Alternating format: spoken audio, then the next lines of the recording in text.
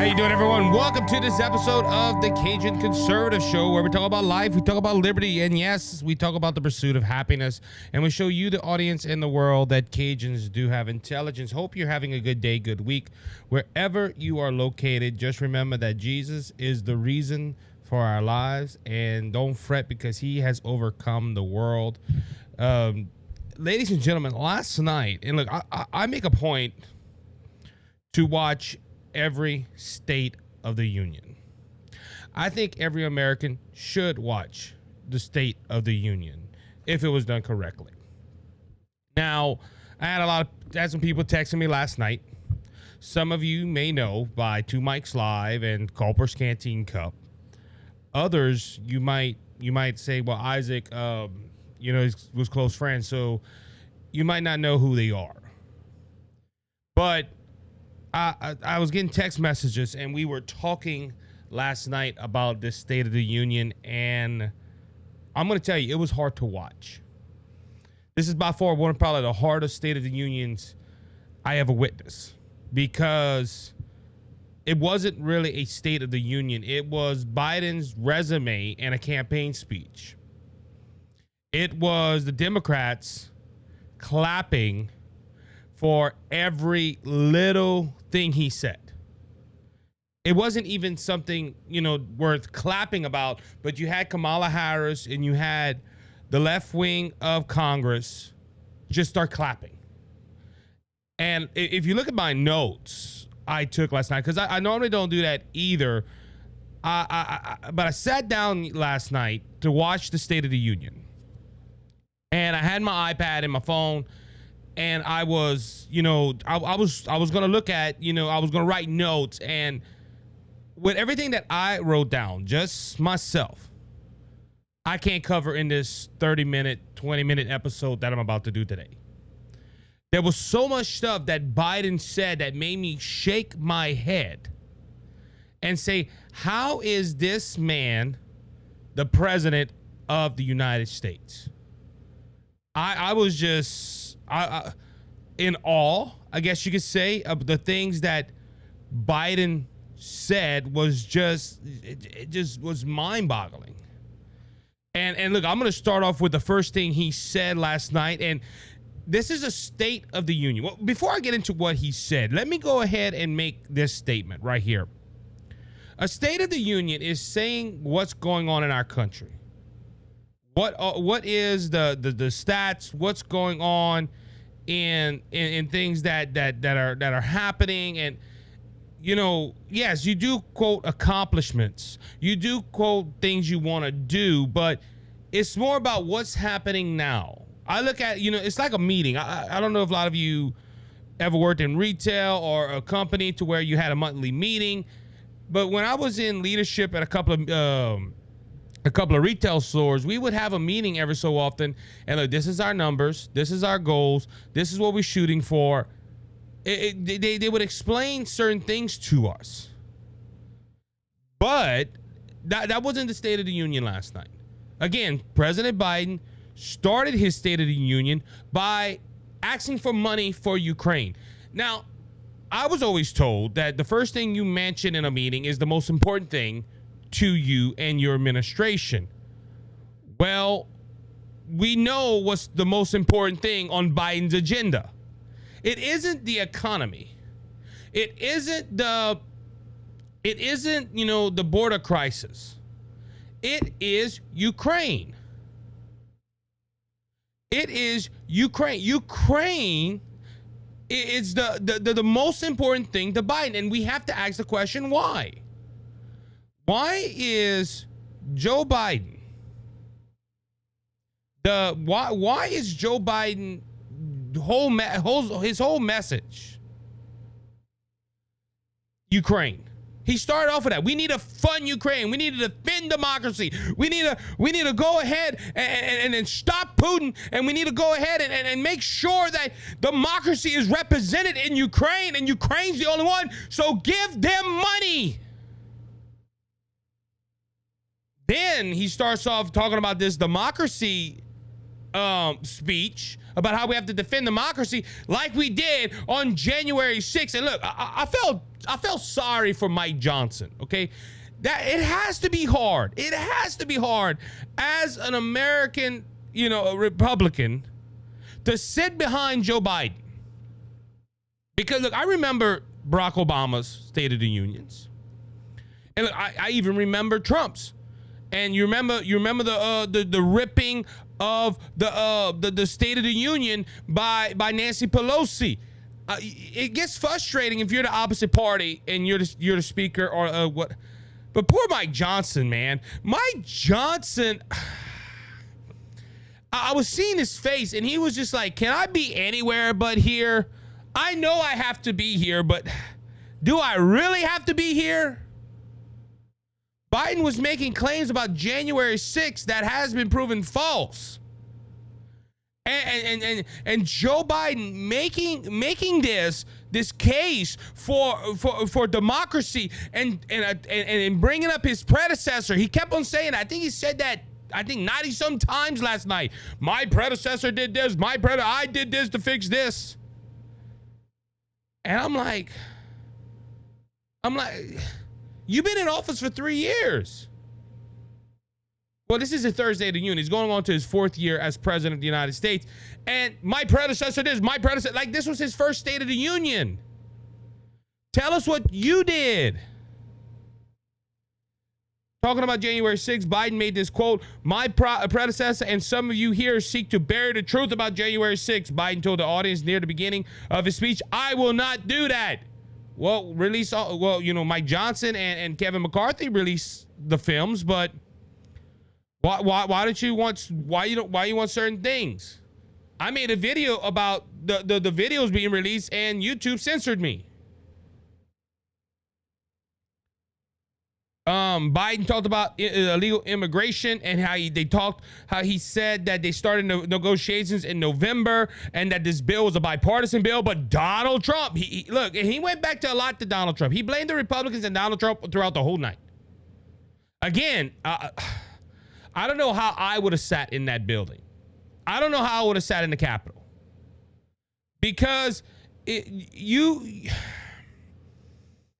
hearing this and you're trying not to say something because you're trying to respect the president of the United States, but him attacking you and attacking your party bluntly too. It wasn't this guy's. There was multiple times throughout the speech he would mention something that he thought the Republicans wouldn't like, and he would look to the right side, okay, it was his left, the right of the aisle, and he would say, y'all want that? One of the famous lines he came out with last night as well, that Democrats and the Republicans want to cut Social Security and Medicaid. And when the Republicans started hackling at him, you know what he said? Oh, y'all don't want to cut that? Oh, I didn't know. He did the same thing last year. It was deja vu. It was the same lie that he was using. And look, this is typical of the Democrat Party in an election year. Every Republican's racist, and every Republican wants to hurt the senior citizen by taking away senior care and Medicaid and Social Security, which is not true.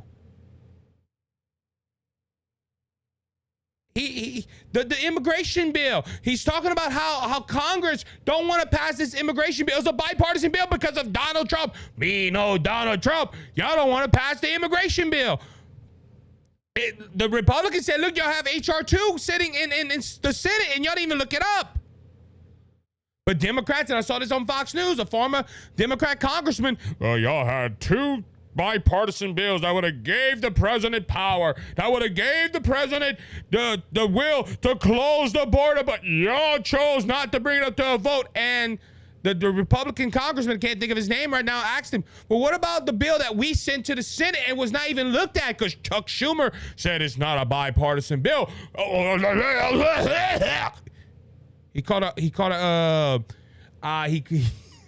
had a hairball. Ladies and gentlemen, the president that's another lie. I need the Senate bill to pass because the Senate bill will give me power to close the border. You have the power, Mr. President. I'm surprised one Republican didn't stand up and say, you have executive orders, 94 executive orders within the first 100 days to overturn all Trump's policies. That led to this point right here. It led to him mispronouncing Laken Riley. He called her Lincoln Riley. And he wouldn't have said her name if it wasn't for Marjorie Taylor Greene, which I thought was funny. On that note, hey, I think this was one of the most highlighted part of my evening. Joe Biden is walking down the aisle to go take his seat with to give his speech, whatever. And you have Marjorie Taylor Greene, which she broke the rules of the Congress, by the way, by wearing a hat, but decked out in MAGA outfit. I don't know if everybody's seen that. If you're in the chat or if you're in the comment section, because we are on Facebook Live right now as I record the TikTok Live as we record this. If you thought that was funny, please comment. I thought that was one of the most funniest things I ever seen. Marjorie Taylor Greene decked out in MAGA. A MAGA hat and a MAGA jacket, and Joe Biden is calming down, and I'm like, wow. I think she got more she got more set than some of the men in there. I'm just saying. But Marjorie Taylor Greene was bringing this out when he was talking about immigration, and yeah, it was an illegal immigrant. Yes, it was. And Biden's agreeing with her. And then he's like, I want to tell the family I'm deeply saddened. Your policies did that, Mr. President. And it bothers me when the president of the United States goes ahead and says that I don't have the power. I don't have the power to close the border. I don't have the power why you had the power when you first started? See, it's an election year, and he's trying to shift all the blame to the Republican Party. See, the Republican Party's to blame to him for the immigration crisis, for the inflation crisis, look, even attacked him on the inflation bill. If you don't want that money in your district, let me know. I'll tell them you don't want it. It was a bad bill. The immigration bill, a bad bill. And he's taunting, there's 400 pieces of legislation that's bipartisan. Okay, why didn't we hear about this? And what are they? If it's to change the name of a post office? No, it's not. That's not an important bill. I don't care if you pass 400 some bills. If the name of a post office, the name of a park or something, it's not. That's not important. That does not change the way the country run. The infrastructure bill, the border crisis bill, all these bills, they affect our nation. Oh man, there was a lot to cover, man. There's a whole, and look, he spoke for an hour. He did mumble. He did mess up a little bit, not much. He was fiery. I don't know if they gave him his prescription pills or something. I don't know, but it was hard to watch. It was hard to watch, and I just let's deal with the hacklers. Gold Star dad Steve Nukia was arrested after hackling. Biden made some comments about protecting the American people, and and his dad started hackling. What about the 13? And they arrested him. Which, look, I understand why he did disrupt the State of the Union. But, and like I said, I'm surprised there wasn't more of this. I'm surprised there was not more hackling. I'm surprised there wasn't more people jumping in and talking about this. This was, like I said, it was hard to watch. And I watch every State of the Union. It was hard to watch. Let's shift over to the Republicans' response, because just as bad as the State of the Union was with President Biden, Senator Katie Britt shred Biden on border, raising crisis in a State of the Union rebuttal. And look, she was passionate. Okay, it takes look. I don't have teleprompters here. I go freestyle. But if you look at this. If you look at Katie Britt, I don't know if she was using a teleprompter. I don't know if she was reading off a script. I don't know, but it didn't seem like it. One of my friends messaged me and said that she looked generic. She looked like she really meant what she said. And I think she was. She's one of the youngest people ever to hold the senator position at the age of 40. She's 42 years old. She her rebuttal to Biden was just outstanding. Talked about the country we know and love. It seems to be slipping away, and it feels like the next generation will have fewer opportunities and less freedoms than we do. I worry my own children may not even get a shot at living their American dream, Britt said. The American dream has turned into a nightmare for so many families. The true unvanishing state of the union, and ends with this: our families are hurting. Our country can do better, she said. She talked about Biden's border patrol policies. She started talking about food. That was another thing Biden brought up. These big corporations. I'm a capitalist. He said it. I'm a capitalist, but he wants to cut taxes and hurt capitalism.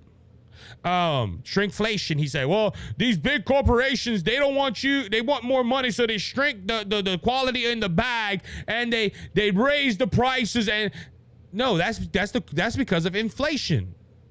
And I see on the TikTok live, a lot of people are talking about that right now, about prices with food and gas and stuff. Biden did that. It wasn't Trump. It wasn't the Republicans. It was Biden. On another point, she mentioned this about inflation and stuff like that. But I was scratching my head. Biden made the claim, well, you got to realize something, people. Inflation was at 9%. We brought it down to 3%. Well, I'm thinking to myself, Mr. President, why don't you tell the truth? Who brought it up to 9%? That was Trump. No, it was not Trump. It was backwards Joe that was sitting on the stage last night talking and telling people it was at 9 and we brought it down. You brought it up to begin with. That's like me causing a problem and saying, hey, I know the solution to fix it. Yes, do everything opposite of what you're doing. Said the economy's going up. I don't know. People ain't surviving.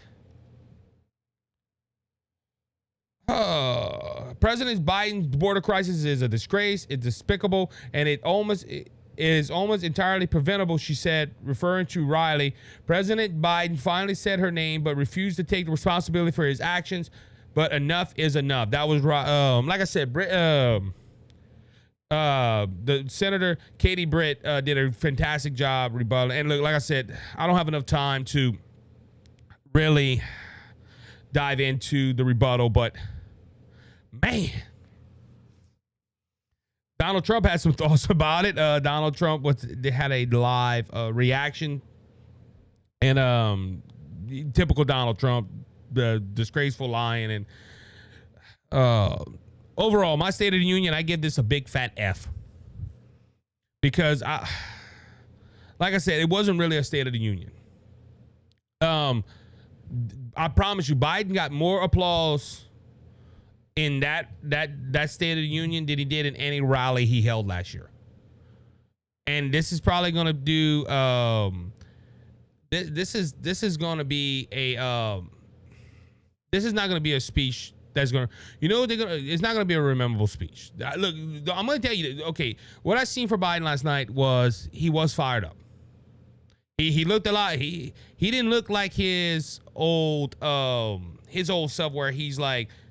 He tried to speak and he's struggling to get off. He had energy last night. I don't know if he took his afternoon nap or he took a shot of espresso. I don't know, but he went ahead and he was fiery. He was passionate last night. But you can be passionate and be passionately wrong. And Biden's speech. Okay, look, I'm okay. I know this is gonna be TikTok. There's someone talking about his 15 million new jobs. COVID-19. Okay, the Biden administration has been saying this. I can't let this go, because this is somebody commented on the TikTok live that we're doing right now while recording this podcast, and they said 15 million new jobs. COVID-19. Because see, Biden pulls these numbers up, and he mentioned how the economy's doing well, and the economy has brought down. We've gotten jobs and all this stuff. But look, he always shows this graph every so often on TikTok how Donald Trump lost all these thousands and thousands of jobs, but I brought it up. No, that was because of COVID-19. Okay, don't come tell me 5 million more than Trump peaked. Yeah, well, like I said, it's easy when COVID-19 took all the jobs away from the economy. Remember, 2020, all you Democrats and the ones that are listening right now, all you Democrats want to talk about these millions and millions of jobs, but you're forgetting about COVID-19 when half of the country was laid off. So don't go ahead and tell me that. I know this is weird for the podcast people, because I do TikTok lives now when I record the episodes. Which, hey, I'm about to get to 1,000. Yay! Anyway, and also we got to ask the point too on these jobs. And I'm going to get back to my point. How many of these jobs that are adding to the job economy are 1 or 2 jobs? Okay, look, I got a good job, but even me, I'm suffering. And I know a lot of people that said, well, we want to keep this 40-hour job, but we need to go ahead and get a second job. So that's adding to the job market. I'm just saying, all you people buying out a lot more money, buying out a lot more jobs. No. He added jobs because people got to go get a second job, or the spouse has to go find work to pay for the bills. See, that should have been the State of the Union last night. That should have been the State of the Union last night. And you can tell me wrong. I don't give a darn. I can't help. I'm sorry. Anyway, but the State of the Union, back to that big fat F. There was so many things that Biden said, and like I said, the only time that bothered me too. The Democrat, he would say and they'd be like, yay! This is just this right here. Like I said, this was not a State of the Union. This was a political rally for him. He knew he would get the cheers. And look, even some Republicans were like, yay! I'm like, oh, sit down. This I said this yesterday when I talked about this, that I was going to cover. The State of the Union is bad. The State of the Union. We have a border crisis that's out of control. Gas prices are on the rise. And I don't care what Biden says, inflation is going down. No, it's not going down, because if inflation was going down, your grocery bill would be going down. It's not. And I'm going to answer that after all. All right. So with that being said, that's going to wrap up this episode of the Cajun Conservative Show. Thank you as always. And look, thank you to the TikTok listeners. If you listen to this after, I'm going to have to go address this. I'm going to have to go deal with this. All right. Anyway, so back to what I was saying, thank you for listening. Thank you to all the TikTok listeners. We reached, I think, a peak of almost 200 people listening at one time. Great. If you can, go like the TikTok feed. Go ahead and like the Facebook page, the Twitter page, the Facebook page, all my socials. Go ahead and check them out. Also want to give a shout out to Give-A-Derm, a great American company. Dermatology is a big industry in America, and most of the dermatology companies, they put toxins and chemicals in their products. And not Give-A-Derm. Give-A-Derm is all natural. It works. I've used them, and I continue to use them. They are great. Also, go ahead and check out HairClub. If you have problems with hair loss, check out HairClub. HairClub's a great American company. Know a couple of people that work there. They swear by their products. Go ahead and check it out. If you go on my link on the description, both links are in there. Use BGS Media 10. You get discounts on the products. All right. With that being said, Jesus Christ is King. He's coming back, and he's coming back soon. So don't be faint of heart. Jesus has overcome the world. If you want to know Jesus as your Lord and Savior, reach out to me. I'll tell you how to make Jesus your Savior and heaven your home. Until next time, be blessed, be encouraged. You have a good one.